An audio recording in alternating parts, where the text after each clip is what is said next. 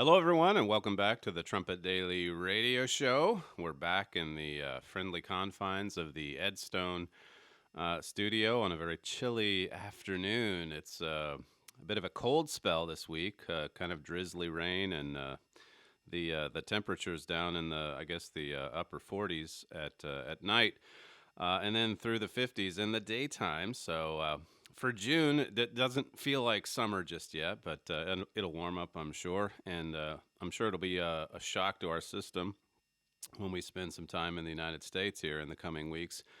I'm not sure how hot it is in Oklahoma, but of course, Oklahoma has some pretty uncomfortably warm summers at times. So we'll see when we get there, I suppose. Today, I want to talk about a number of things, but there are a couple of themes that I think will emerge in the second segment. We'll focus on the work. God's work, that is. We played on yesterday's show. In case you didn't hear it, there was this montage from the French members, the brethren in France and Belgium, that have shown such enthusiastic support for God's work, in some cases for many, many decades. Following that and even what the Feast of Pentecost is all about, I think that there will be a nice focus on a Pentecost theme as we talk about God's work and even get into how God works. So we'll look into that in the second segment. And also, I think with the first and the second segment, you'll see a history theme emerge as well. It's as I've been telling my son, it's been just an amazing blessing for him and some of his friends in school and the academy that have been able to tour through historical sites. Of course, they had their senior trip just a few weeks ago, and then my son came with us over the weekend into France, where we saw a number of things. If you've been listening to the program, you know about some of the sites that we visited, but I keep emphasizing just how much of a blessing it is to dig into this history, especially, as we'll see from one story I have here in just a moment, especially when you see, in the case of D-Day, you see this generation dying off. There's a story from Foreign Policy, D-Day's dying legacy. We'll come to that in just a second.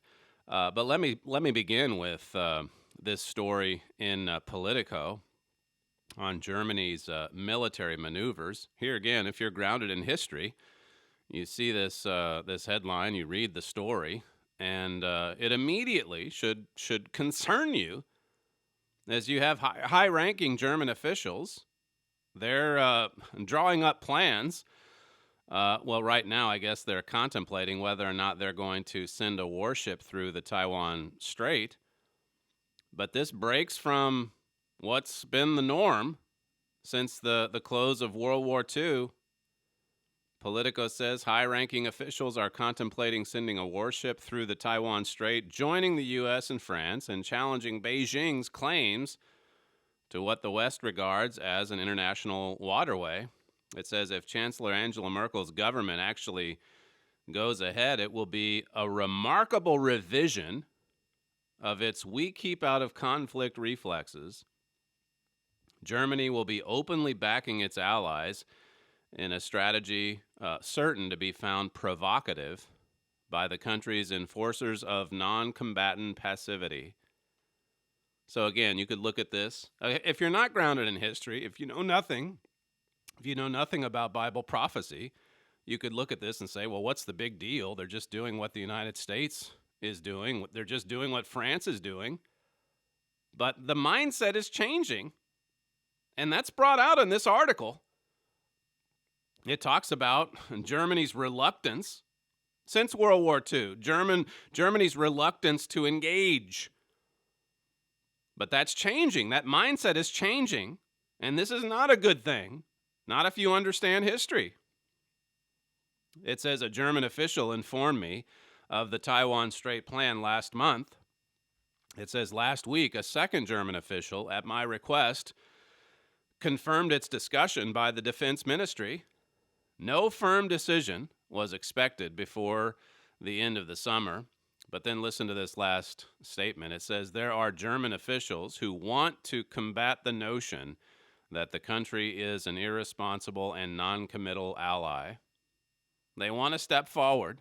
And as we've brought out on this program over and again, they're being urged to do so, even from the United States, even from Great Britain, certainly from France.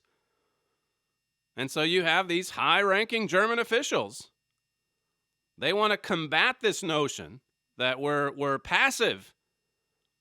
They want to combat this notion that we're reluctant to engage.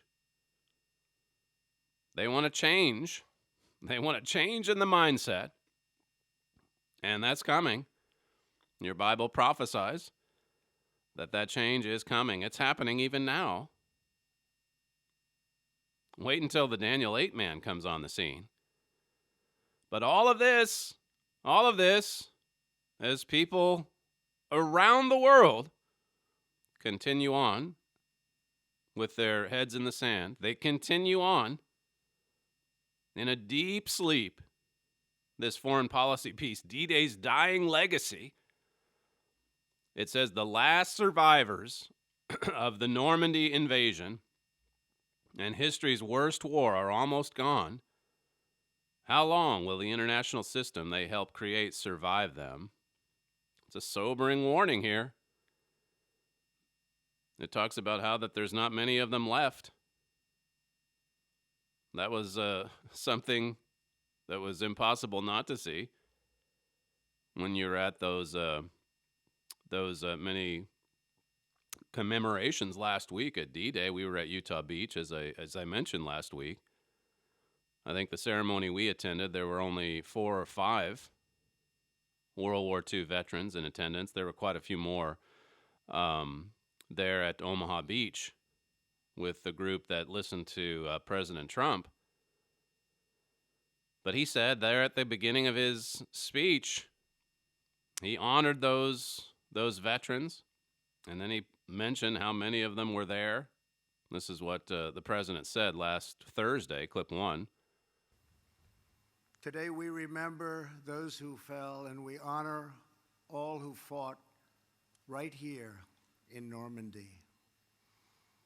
They won back this ground for civilization to more than 170 veterans of the Second World War who join us today. You are among the very greatest Americans who will ever live. You are the pride of our nation. You are the glory of our republic. And we thank you from the bottom of our hearts.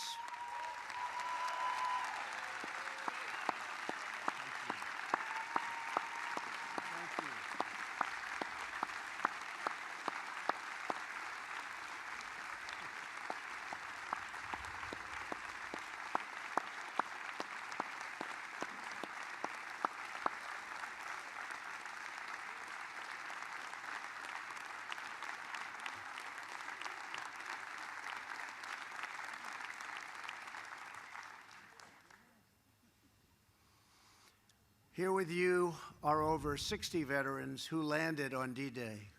Our debt to you is everlasting. Today we express our undying gratitude. That's the president from last Thursday, the 75th anniversary of the Normandy landings. And he noted there 170 veterans, 60 veterans who landed on D-Day, 170 total from the Second World War. But they're dying off. How many will be left at the 80th anniversary? There's only a few left today. Foreign policy says the living memory of humankind's worst self-made calamity is dying off with them, individual by individual. That's why the speech that the president gave Thursday was so moving. You can't hear that without being moved to tears. That history, the sacrifice, the love of country, the acknowledgement of God, our Creator, who intervened on our behalf in so many different ways. We'll talk more about that in the the second segment. It says, before very long, World War II will no longer dwell in the minds of those who endured its horrors, but will pass entirely into the dry pages of history. It can hardly be a coincidence that slowly, almost imperceptibly, the lessons of the bloodiest century are fading from memory as well. You see, it's one thing for these veterans to die off, but the lessons are fading from memory. He says here, the stark lines of the world order we know today, the international institutions and norms intended to prevent such a calamity from happening ever again, were set down by a deeply traumatized generation that witnessed these terrible events firsthand and sustained by that generation's children and grandchildren. They witnessed it. They were deeply traumatized by it. They established institutions to ensure it would never happen again. It says now, with the witness bearers almost gone, these lines are being rethought and reconsidered, or more often, simply ignored and forgotten. This author referred to the Portsmouth ceremony, the one we saw on June 5th, last Wednesday. He mentioned Queen Elizabeth, her comments. She's 93 years of age, and as she pointed out, she didn't think she'd be around this long to to participate in this kind of a anniversary. But then the Queen said that the heroism, the courage, the sacrifice of those who lost their lives will never be forgotten. Foreign policy says perhaps, but what is being forgotten ever so gradually is what they sacrificed themselves for. The historical reasons behind the United States' role as chief author, overseer, and stabilizer of the liberal global system. Why is it? Why did the United States emerge as a global policeman? Well, in large part because we couldn't have this happen again. Never again. Two horrific, interconnected world wars. Surely we can't have a third one. Well, this article talks about now the rise of the new right in Europe, Japan, elsewhere. It says it's about a new forgetfulness, this age that we're in. At times, a willful amnesia that's spreading through the capitals of the war's former combatants. Russian President Vladimir Putin, as part of his broad program to create an us versus them narrative against the West, has suggested that Russia could have defeated Nazi Germany largely on its own. Well, Joseph Stalin didn't even believe that. But now here comes Vladimir Putin. And just like many leaders in the West, he's revising the history. He's rewriting it to make Russia look better and stronger, more capable of dominating the world. Foreign policy says whatever happened to the prediction of Hans Frank, the senior Nazi convicted at Nuremberg, that 1,000 years will pass and this guilt of Germany will still not be erased. Well, we've barely passed 70 to 75 years. And now you read about Germany changing its mindset, its military mindset, or reintroducing it, combating the notion that it's an irresponsible or non-committal ally. We've got to change this, say the German officials. Foreign policy reminds us that following the war, it was Dwight Eisenhower who headed up the D-Day landings. And then finally the victory against Germany. And he insisted on filming the Nazi concentration camps. He insisted on witnessing it himself. He wanted the first-hand evidence for those that would come along later and revise the history. Those who would come along later and spread propaganda. Eisenhower knew that would happen. Today, so much of it's just being forgotten. Foreign policy says, how long before the urgent lessons that drove international changes after the war are forgotten as well? It says in the conclusion here, living memory, of course, is no guarantee against the falsification of history. The Nazis rose to power by spreading an absurd myth about events that many of their generation had only just lived through. That Germany was stabbed in the back by the Jews in World War I. The Japanese, even as they bent to U.S. domination after defeat, and still do for the most part, have encouraged the myth since the war that they were mainly victims. But remaking or forgetting history becomes much easier after all the participants have died out. It becomes much easier to erase it when the victims are gone. They're already doing it with the Holocaust. They're already doing it with World War II, with World War I.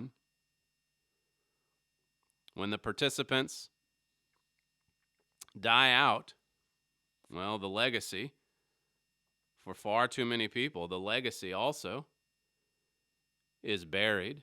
American Greatness had a piece about the study of Western civilization.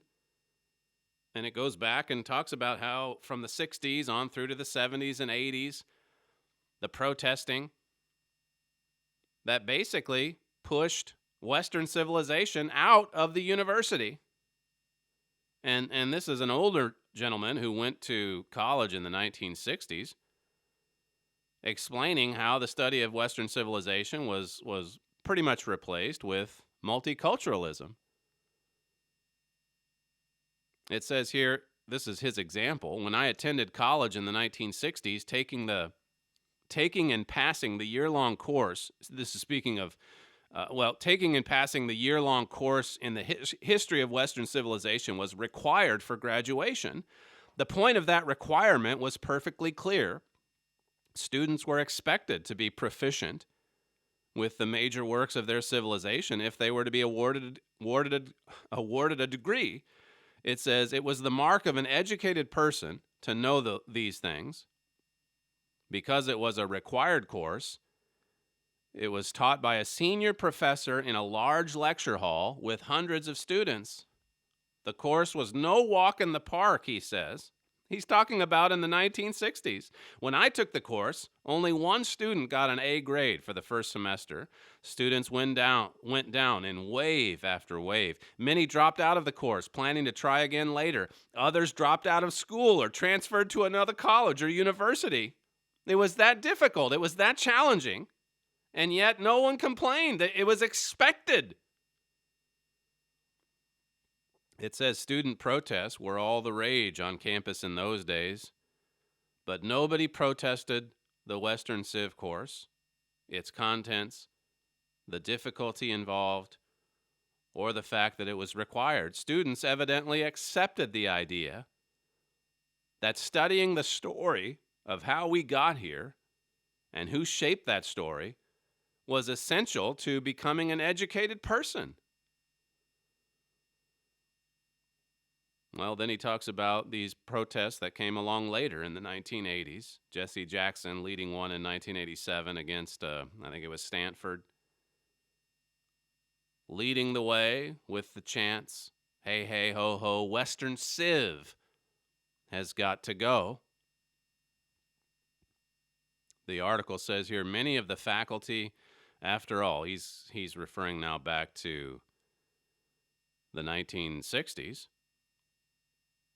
He says here, well, let me just back up. It says, it is also not at all clear that the faculty in those days would have raced to appease student protesters chanting, "Hey, hey, ho, ho, Western Civ has got to go." Many of the faculty, after all, had served in World War II. My best friend on the faculty my best friends on the faculty had all served either in the European or the Pacific Theater. These are the teachers in the 1960s. They had put their lives on the line to defend Western civilization and served with others who had lost their lives in that fight. Whether they were teaching Plato or Italian art of the Renaissance and the Baroque eras, they taught with the passion of men who had fought as soldiers and were working as teachers to preserve Western culture. It says, perhaps my fellow students would not have dared to present our teachers with that particular protest. They wouldn't dare do it. But when they die off, you see, it's so much easier to challenge the narratives, to challenge the history, to challenge the story, and even change it or erase it. There was another article recently, by the way, about George Orwell's classic, 1984, reaching its 70-year anniversary. And the article pointed out how that it's seeing a surge in popularity in recent years because it was so prescient, spot on with the direction of our society. Some can recognize this as it's happening. You do see a pretty good article from time to time, like this one I just read to you from American Greatness, or the foreign policy piece. It's sad, though, what's happening to our educational system, to what's happening to our young people, the oncoming generation. You see that level of sacrifice that was on display last week, and then consider what so many of our young people today, so many of our children today complain about. So many of our adults think about what we're complaining about, what we get frustrated by. Well, it's good to remember that history, and it's certainly effective and important when our children can study it and see it for themselves as well. When we come back, we'll talk more about God's work and our support of that work. You're listening to Stephen Flurry, and this is the Trumpet Daily Radio Show. We'll be right back. This is KPCG FM, and this is the Trumpet Daily. KPCG FM, and this is the Trumpet Daily.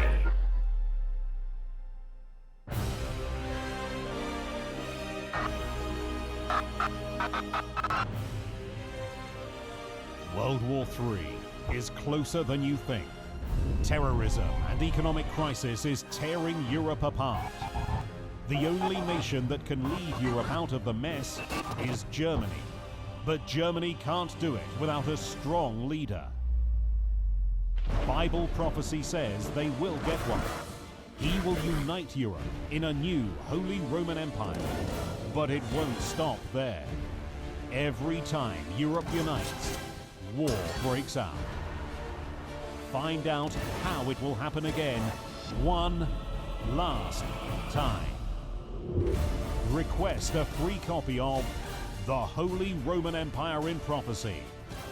What will the Holy Roman Empire do after it has stopped terrorism and saved Europe's economy? This book will tell you. You'll be shocked at how much it will affect your future. Act today. To learn more, please visit thetrumpet.com.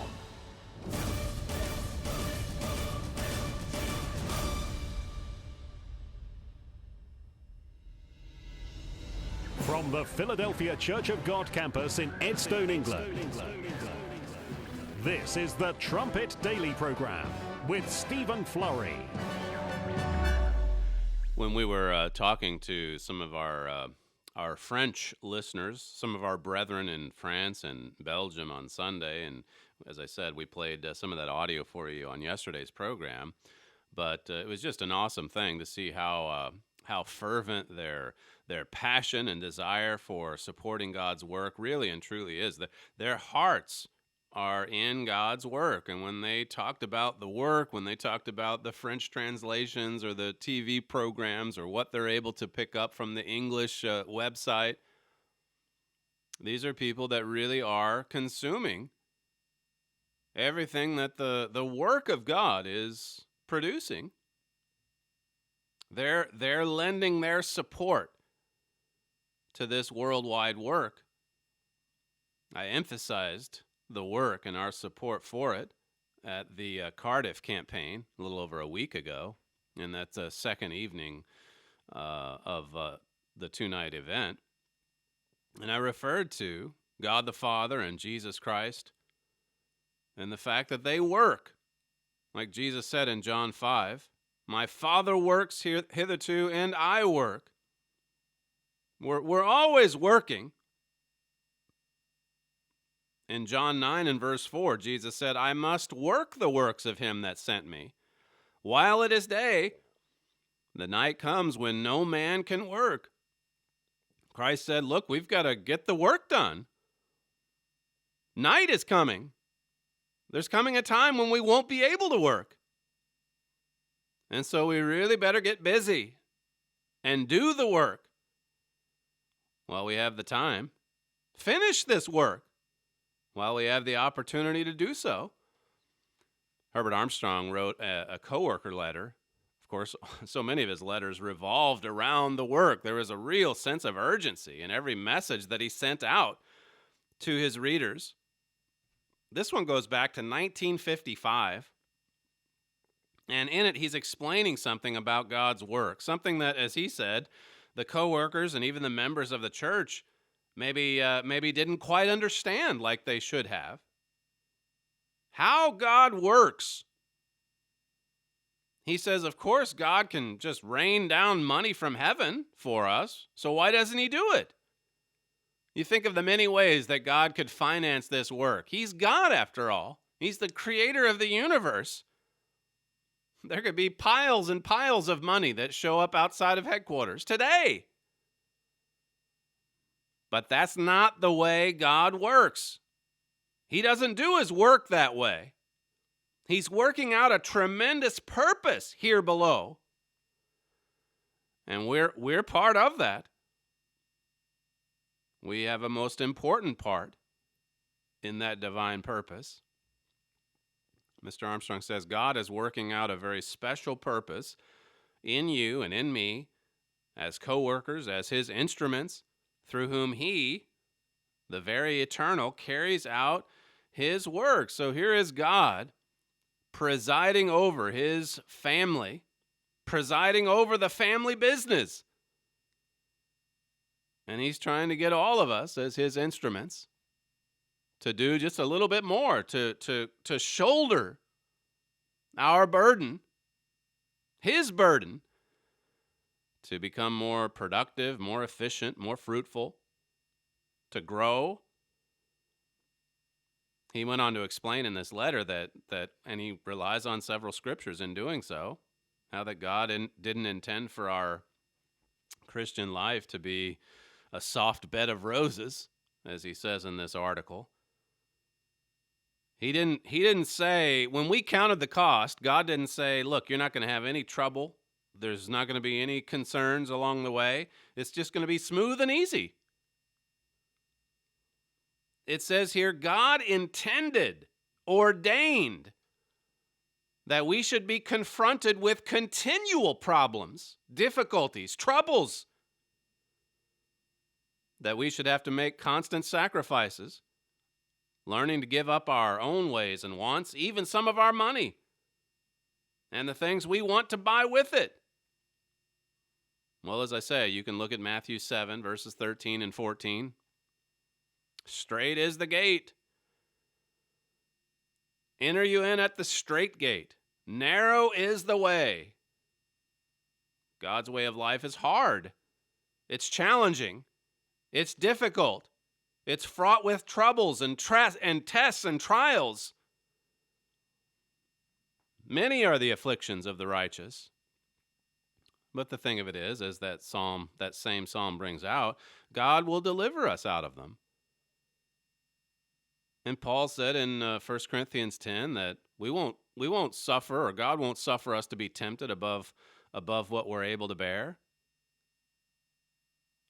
Jesus said in Matthew 11, look, if you feel like you're laboring and you're heavy laden with burden, then go to God so that God can make that burden light, so that God can lighten the load, so that God can deliver us, so that God can get us through.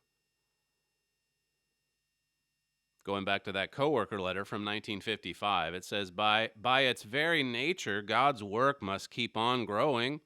Like the grain of mustard seed, it starts as perhaps the smallest religious work on earth today. All works of religion are not God's work, but this work, God's work, has proved by its fruits to be the very work of God. It's the most important activity on earth today. That's what I was encouraging the trumpet readers at the Cardiff campaign to do. Look, go and find where God is working. Look for the fruits. And once you find it, then pour your heart into supporting it. The one true church. The one true work. Mr. Armstrong said, Jesus said, this gospel of God's kingdom shall be preached unto the world as a witness to all nations before the end of this world. Already it reaches around the world, but we are still far from reaching every nation. It's got to go right around the world, Mr. Armstrong said. And of course, he said in other writings that that's the reason why God brought so many people into the church in these last days, during that Philadelphia era, because of the needs for the work.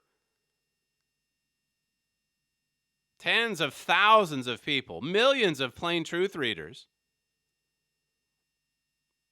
coming into the true church, a worldwide work.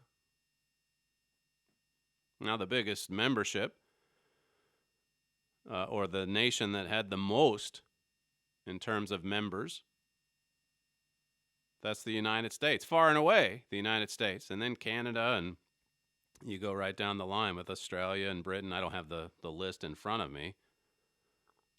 But this was a work, as we know, that was and still is headquartered in Manasseh, the United States. And there's a reason for that. He explains that in this letter as well. It's a powerful letter. Let me just give you some background, though, first. Genesis 48. This is when the birthright blessings were conferred upon Ephraim and Manasseh. Genesis 48 and verse 5, and now your two sons, Ephraim and Manasseh, which were born unto you in the land of Egypt before I came unto you into Egypt, are mine, as Reuben and Simeon. They shall be mine. So, as Mr. Armstrong explained in the U.S. and Britain in Prophecy, Israel here adopted these two as his very own. Verse 9, it says, and Joseph said to his father, they are my sons, whom God has given me in this place. And he said, bring them, I pray you, unto me, and I will bless them. Now the eyes of Israel were dim for age, so that he could not see, and he brought them near to him, and he kissed them and embraced them. Then you skip down to verse 13. This is Genesis 48, and Joseph took them both, Ephraim in his right hand toward Israel's left hand, and Manasseh in his left hand toward Israel's right hand, and brought them near unto him. So the hands were crossed.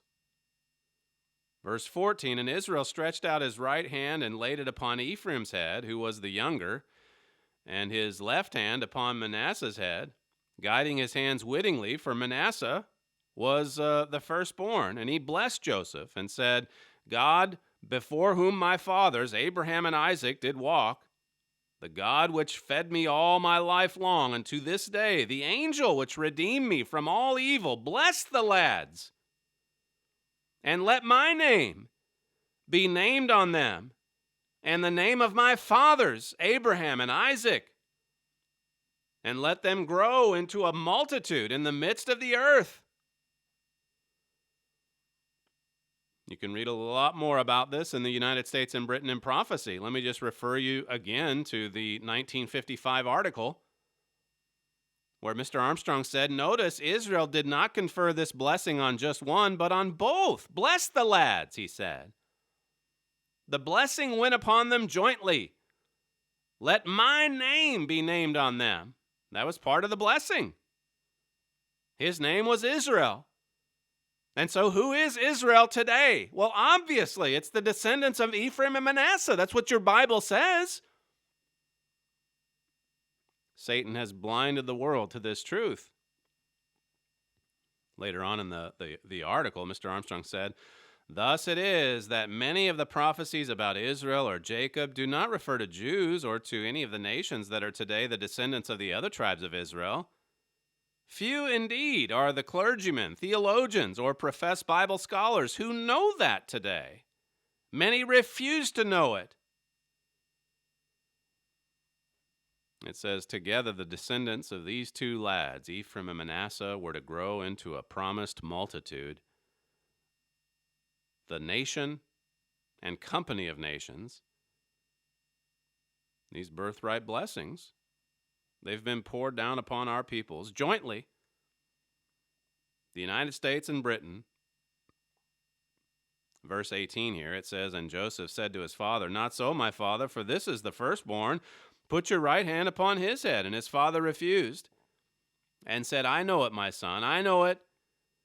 He also shall become a people, and he also shall be great, but truly his younger brother shall be greater than he, and his seed shall become a multitude of nations.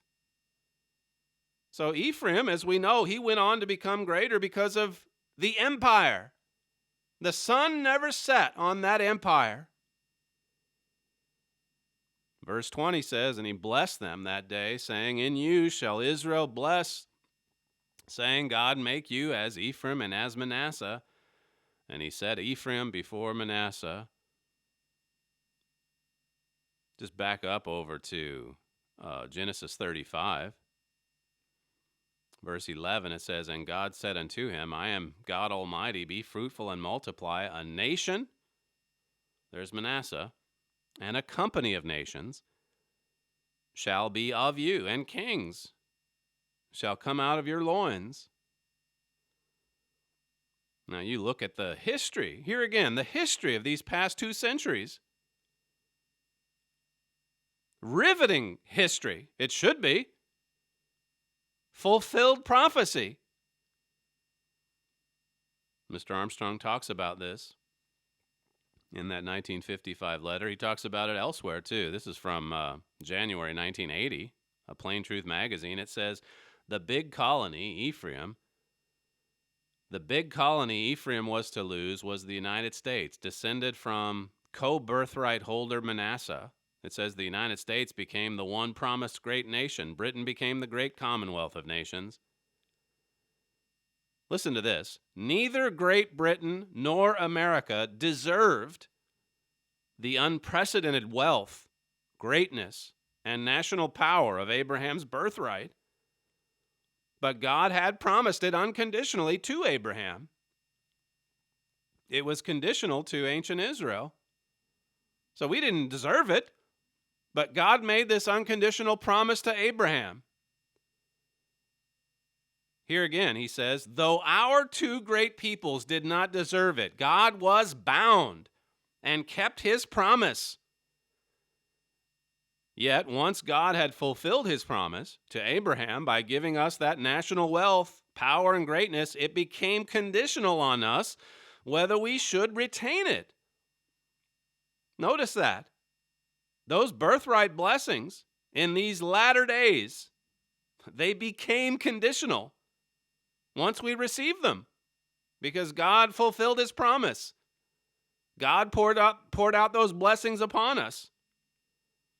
So in a lot of ways, we find ourselves in the same situation that they were in ancient Israel, where it was conditional. They went into captivity and slavery. Of course, we're losing all of those blessings. We're losing those birthright blessings. And captivity and slavery is coming again for the people of Israel. Look at what's happened, again, since the great, let's just go back to World War II. Go back 75 years. Go back to the so-called greatest generation and look at the decline. Just look at it. Look at the moral decline. Look at the difference between that generation that stormed the beaches of Normandy and the snowflakes on the university campus today. Dramatic decline. We see it everywhere. Mr. Armstrong wrote back in the September 1966 Plain Truth. Listen to this. This is true history. This is an understanding of history with the light of Bible prophecy helping to just enlighten our understanding that much more. It says in 1966, Mr. Armstrong did, our armed forces did not win World War I or World War II, believe it or not. God caused the defeat of Germany and Japan. That's why you see God's timely intervention, like in the case of the weather on June 6, 1944. It's so easy to forget this. God caused it. See, it's even if you're grounded in history, even if you love America, even if you're a patriot, it's still easy to look at this history and think that, well, we did this ourselves. What a great generation they were. That generation that stormed the beaches. And yet, look at why it had to come to that even. 1944 happened because of the spirit of appeasement in 1938. And it was so strong. And were it not for Winston Churchill, now his office was prophesied, Ezekiel 33, were it not for him, Western civilization would not have survived. The United States, remember, they were dragging their feet years into the war. We had to be bombed into the war. It took Pearl Harbor to get the United States to act. It took some unbelievable miracles for the U.S. and Britain to win that war, to come out on top in that worldwide struggle. Why did it happen? Why were we spared? In that 66 article, Mr. Armstrong says, the British Empire is a thing of the past. Britain's sun has set. He writes, the United States came to great world power a little bit later. The United States sun sets a little later than England's. So this is why we've had a relatively smooth transition of power from Great Britain to the United States of America. This is why the world has been relatively stable, at least for the West, since the end of World War II. But you certainly can't say that since that war ended, that we've just had blessings and peace and tranquility all around the world ever since. I think it's in Neil Ferguson's book, The War of the World.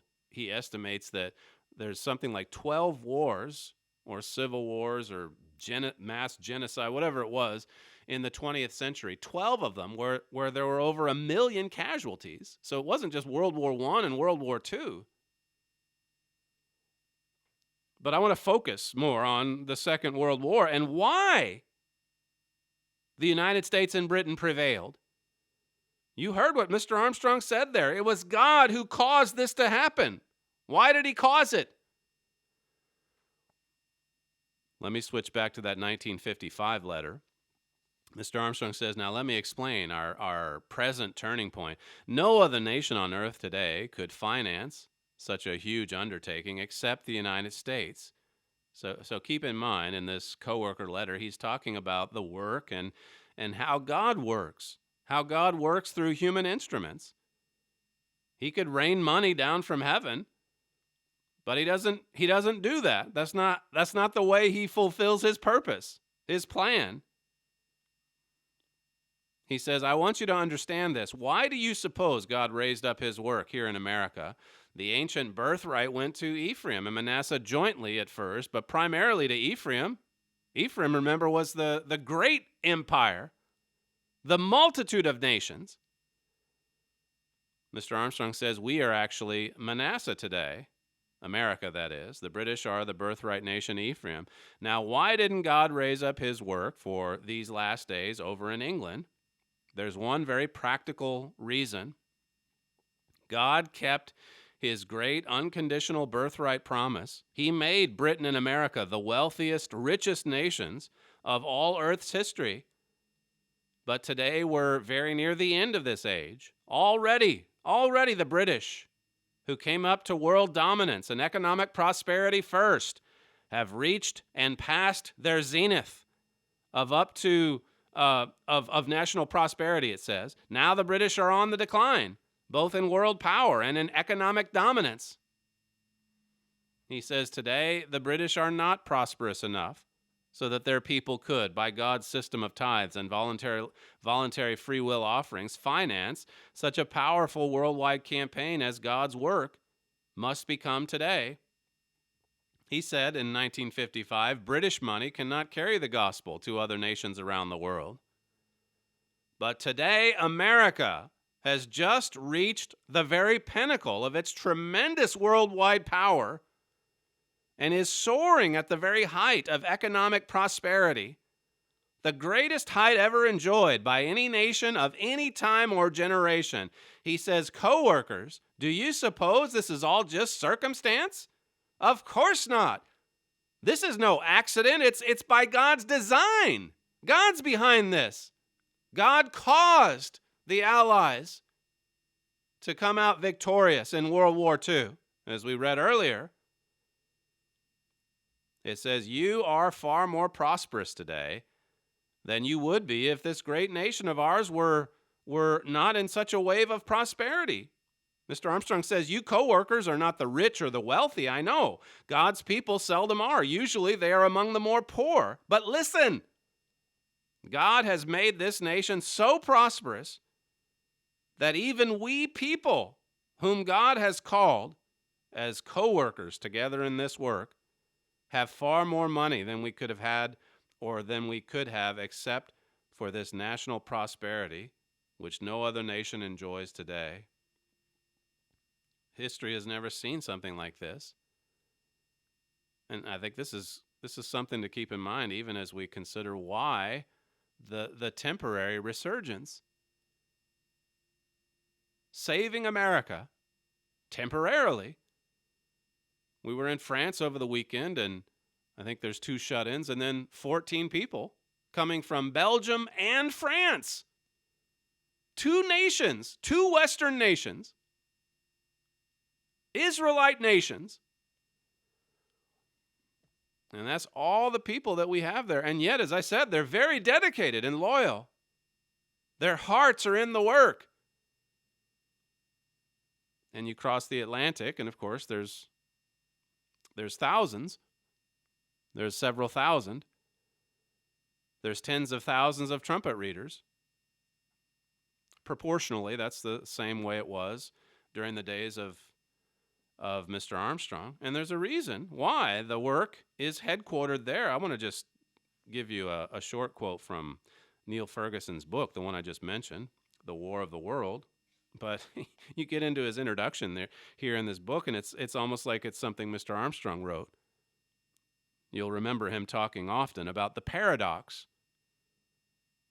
All of this advancement, all of this prosperity and wealth, and yet at the same time, we've lived through a century of one violent and bloody struggle after another. Ferguson says, what made the 20th century, and particularly the 50 years from 1904 to 1953, so bloody that this era was exceptionally violent may seem paradoxical. After all, the 100 years after 1900 were a time of unparalleled progress. In real terms, it has been estimated average per capita global domestic product, an approximate measure of the average individual's income, allowing for fluctuations in the value of money, increased by little more than 50% between 1500, that's the time of Da Vinci, to 1870. That's a period of 370 years where you just see incremental growth in people's prosperity. But it says here between 1870 and 1998, that's just a little over a century, it increased by a factor of more than 6.5. Expressed differently, the compound annual growth rate was nearly 13 times higher between 1870 and 1998 than it was between 1500 and 1870. So, an explosion of growth and prosperity. And it just so happens that it occurred during that time period when the people of Israel, Ephraim and Manasseh specifically, received all of those blessings of prosperity and wealth. And of course, it's the United States in particular that has fueled that almost incomprehensible surge of wealth and prosperity that the whole world has benefited from. And so it should come as no surprise to know that this is where God positioned his headquarters. It all comes back to the work. The brethren in France understand this. The brethren in the UK understand this. The brethren in the United States, in Canada, in the Philippines, in Gentile nations, Israelite and Gentile. We have to look at these events. We have to look at this history. We have to look at the temporary resurgence. We have to look at all of this from God's perspective. It all comes back to the work. Mr. Armstrong said, "Today we are the richest, most prosperous nation on earth, or in all world history. Today our government allows us to send as much money to any part of the world as we are able for spreading Christ's gospel. Today we're the only nation on earth whose God-fearing people could be able to finance this work of God into all nations. God has seen to it that we are both able and free to do it." God has seen to all of this. So here we are, just weeks away from what we hope will be a blitzkrieg of spiritual activity in North America, with one pack after another. And there's plenty to think about with respect to God, his work, the support that it needs, so that it can then go out to the world and reach farther into places like France and Belgium, the European work, the work in Judah, Isaiah 40, the work that goes out to Gentile lands as well. You can see why, as Mr. Armstrong explained back in 1955, you can see why God set up the work in this end time the way that he did. You can see why the American economic bubble has not yet burst. You can see why there's a temporary resurgence. Again, going back to the plain truth from years and years and years ago, one article from 1968, why, it says, but why the continuous series of last-ditch rescues of the dollar and the pound? It says, for one reason, this work of God, proclaiming the truth of God's word to the entire world, is not yet finished. This is why the resurgence. You can just update these things to today and make the same point. Another article from 1968, God Almighty has a purpose in keeping the dollar strong. It's through the U.S. dollar that about 90% of God's worldwide work is financed. It says, when the Almighty God has completed his work, then the dollar will collapse. This is how we have to view these events that we talk often about on this program, because everything in Bible prophecy, all of these end-time events that we talk about on the show, all of it revolves around the work that God and his Son, Jesus Christ, are doing on this earth. You're listening to Stephen Flurry, and this is the Trumpet Daily radio show. We thank you for joining us on today's program, and we'll see you again tomorrow.